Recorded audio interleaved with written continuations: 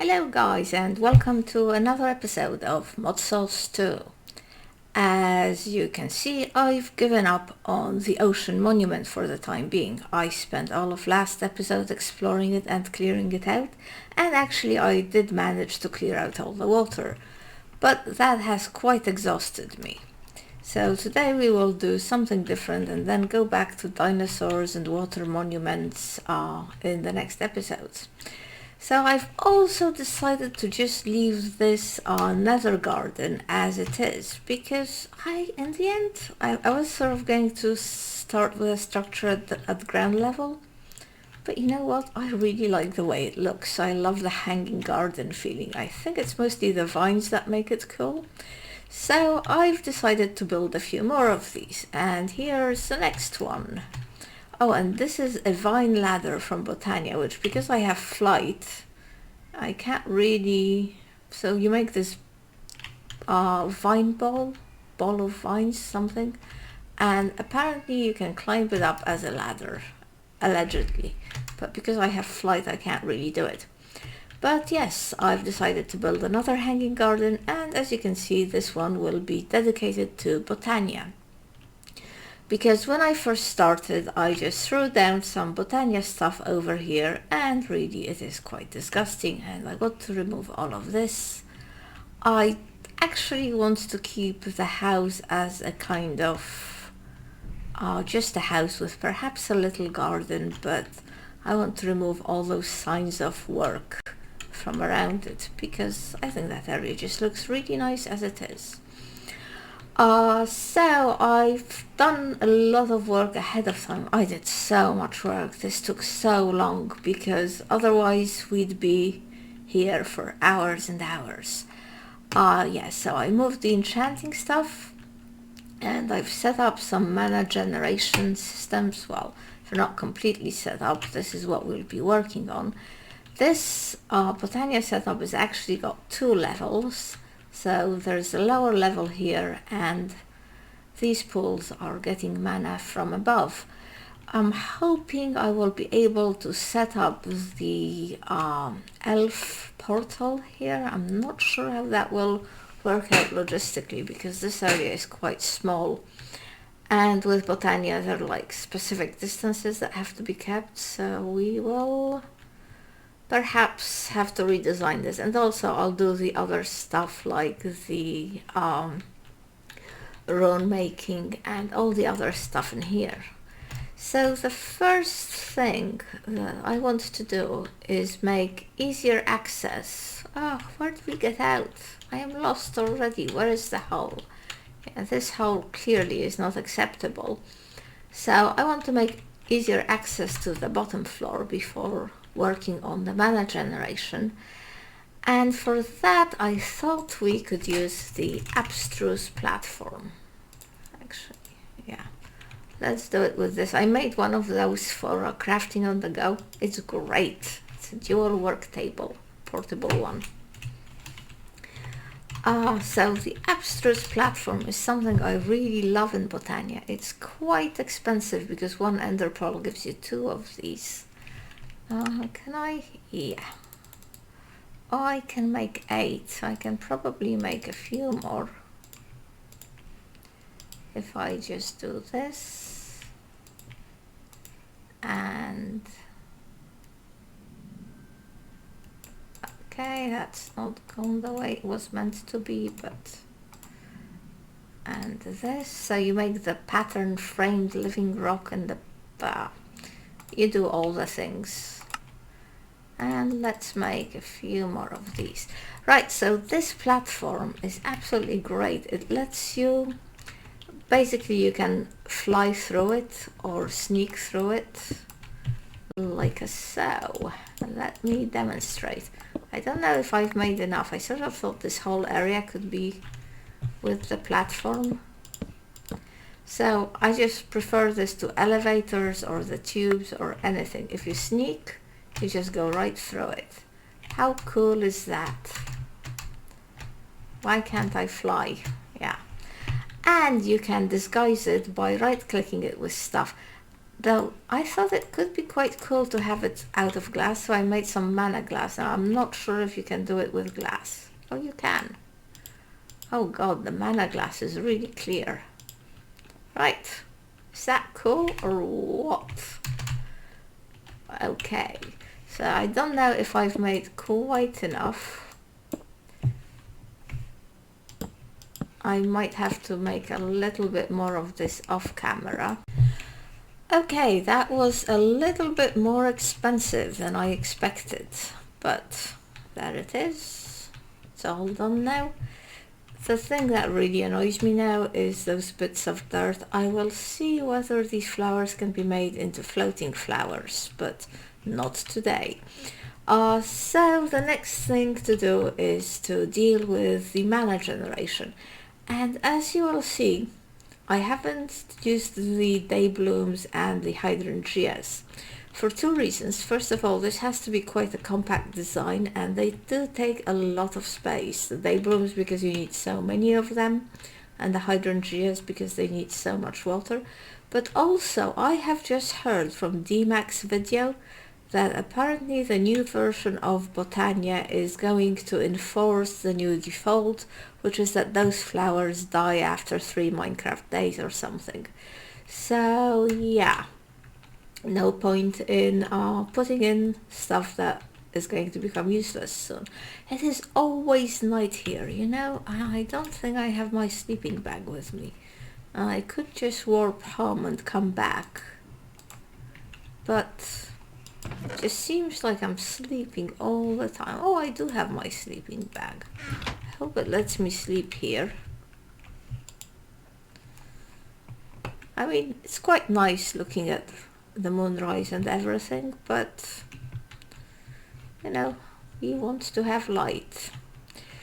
Okay, so instead I chose the standard ones I usually use is the endoflame, so these work of coal, etc. And I also made some gourmet lilies, the gourmet flowers. So these eat food and convert it to mana. I'm missing 2 in here just because I ran out of stuff and I lost the will to live while making them. Because I do love, and I mean that in a sarcastic way, having to make so many runes. And these take the rune of summer, which you only get 1 of them per each operation. I mean, the ingredients aren't expensive, it's just churning out these one after the other. Yeah, so I will make 2 more of these flowers, but not today. So let's do these, let's give these some food first. I thought so the temptation, or rather what I think I should do, is make cooked beef. But I don't know. I don't really feel like building an abattoir. I might end up doing that in the end. But for now, I think I'm just going to do a little wheat farm and then convert the wheat into bread and feed it into these droppers. And then these are the Botania hourglasses here. And you put some sand in them, like you see I've put in this one already. And every time they turn, they make a redstone signal, which causes the dropper to drop whatever. So I'll have an automatic wheat farm which will feed into those droppers and everything will be great. Except that there really isn't space for a wheat farm, is there? And another farm on this side. So I thought it is time to use the compact machines. They are absolutely fantastic. And I don't know how much of them I will craft on camera. It depends on how it looks like a painful craft. One of those, one thing inside another inside another. So I've already prepared a bunch of, if I can find the right bag, a bunch of pistons and sticky pistons. You also need glass, and I think you need iron and gold, which I might have forgotten to bring. So this workbook really does make things much easier. So I now miraculously have the gold, the everything, I hope. Let's look at compact machine.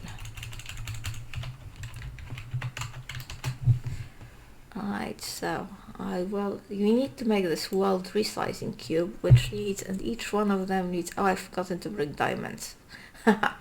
Each one needs one of those interfaces, which is this and this. And this is this. Do I have redstone? Oh my god.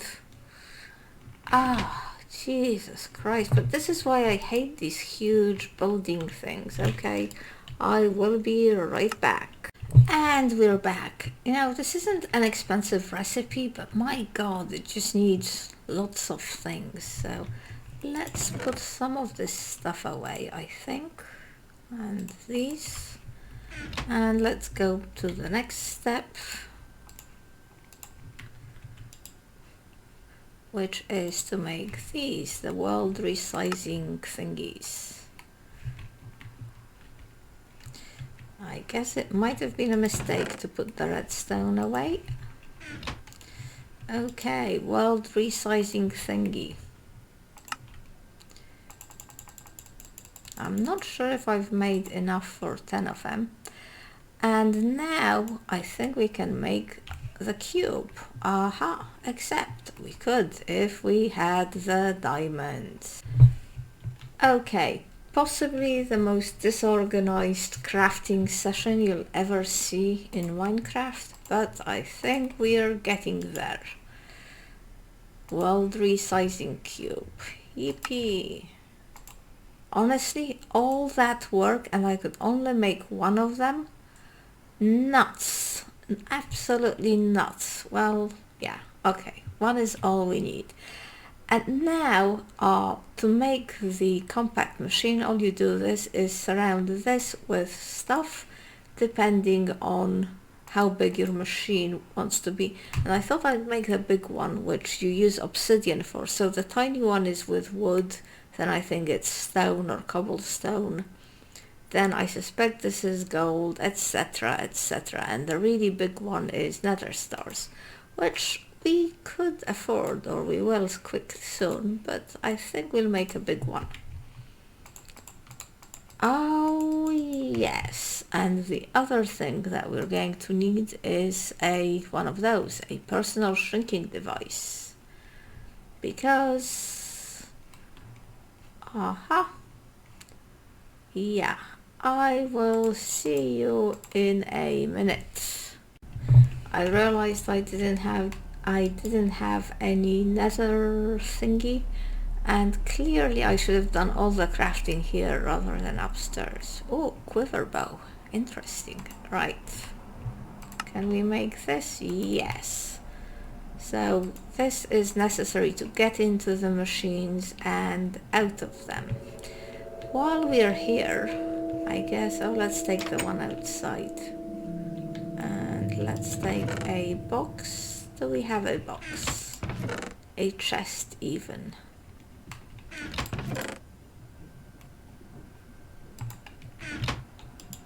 How much wood do we have here? I suspect a chest is something we will need.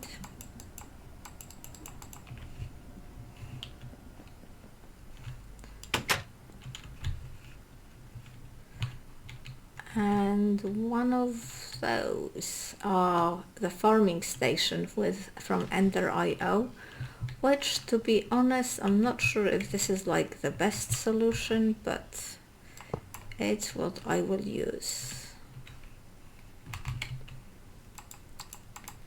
Let's put the magnet on, so we don't have to dig it. Yeah, the farming station. For a difference, let's not warp there, let's just fly. Okay, so I am going to place the machine here, I think. And now if I right click it with this guy on any side, I should be able to go inside. The great thing about these machines, once they load, oh come on, there isn't much terrain to load, you know. The great thing about this is, I think, oh, this is more than big enough for what we need. It would actually be quite good if I gave it power from the bottom, I guess. But maybe I will not do that. I think these are always chunk loaded, and I think they are quite high in, it says light level 0. I don't know whether they need extra light. Luckily I have lots of soil from my soil exploits, so you can put power into them through here, through there, wherever, and also pipe objects in and out, so perfect.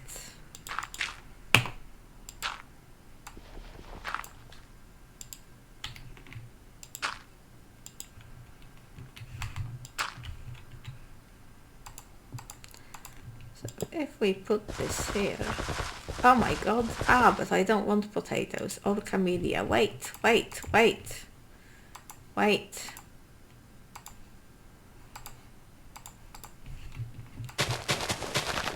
I already had power from the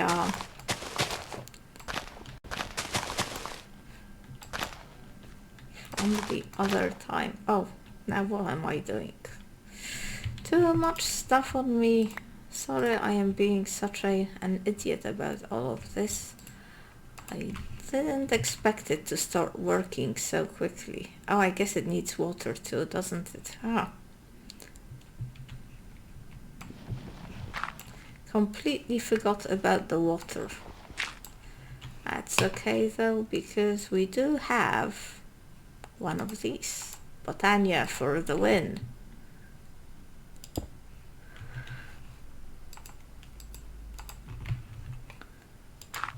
Okay.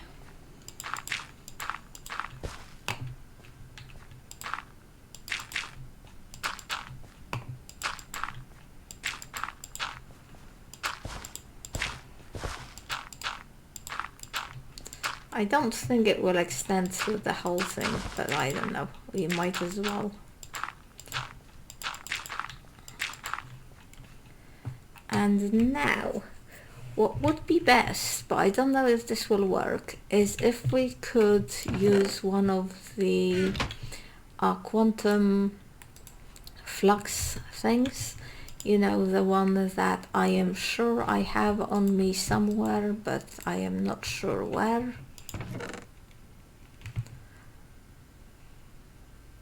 Have I gone blind? I'm sure I prepared it.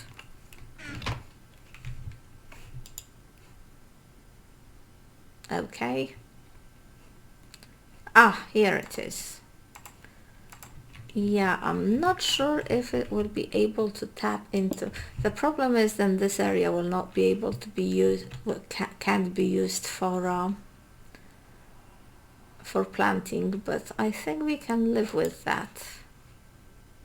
Right, give me the camellia seeds. I don't want you growing camellia.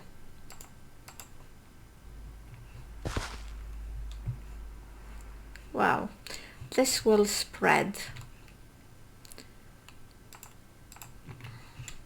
And now we can just pipe the seeds out of it. Does it not? Oh, it does connect here. And pipe them into one of these machine interfaces. Pump them out and give the wheat to the plants. I'm just going to go out to see which face we want to be piping out of.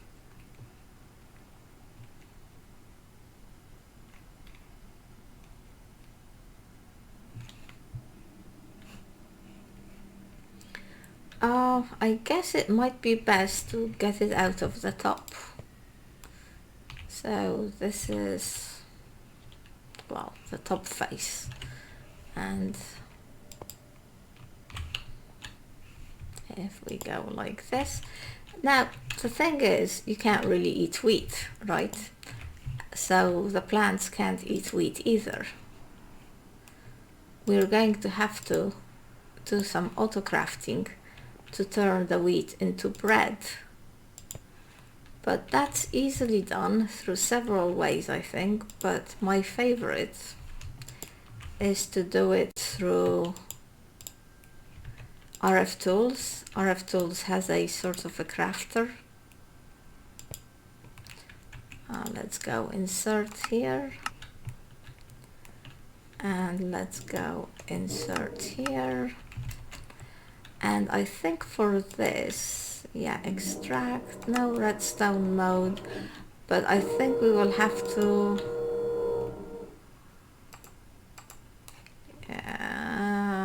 let's go back inside. I think we will have to tell it that it needs to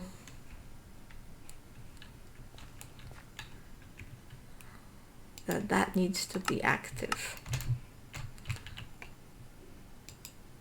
Yeah, because right now it's disabled, and we'll set it to exporting.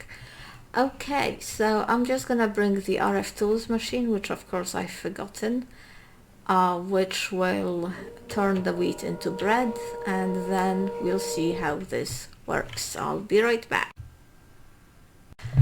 Okay, it has actually been some time because I went and crafted a whole lot of other things as well as this guy.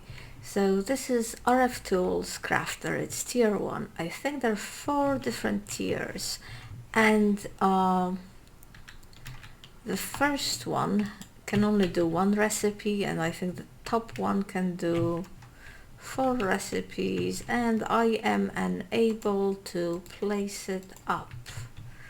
Bad crafter. What the heck is wrong? Oh, I don't know. Oh, the game does not work as I remember it working. Now this is going to need power of its own. Oh, where are my power things? I think they're still getting power even though they're in here. Oh, actually, maybe they're not. Aha. Okay, this is not good.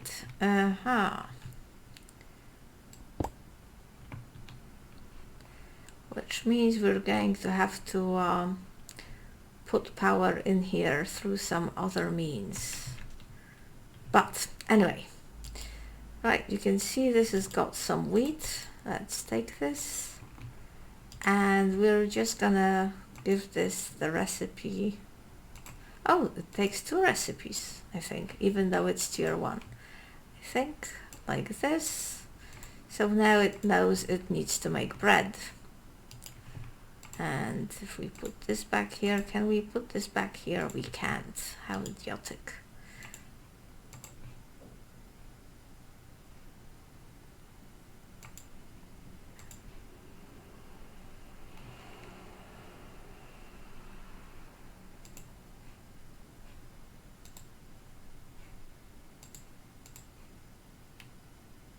Oh, it has no power, that's why.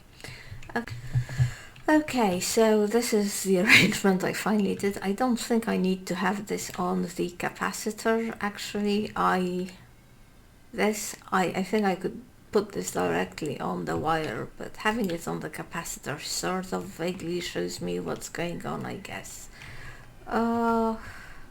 Let's jump in and see what's going on.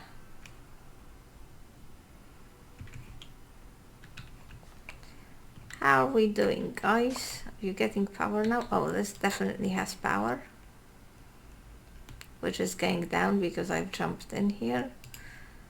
And this has got power too. And have you made any bread? Oh, it's probably sent the bread to the droppers.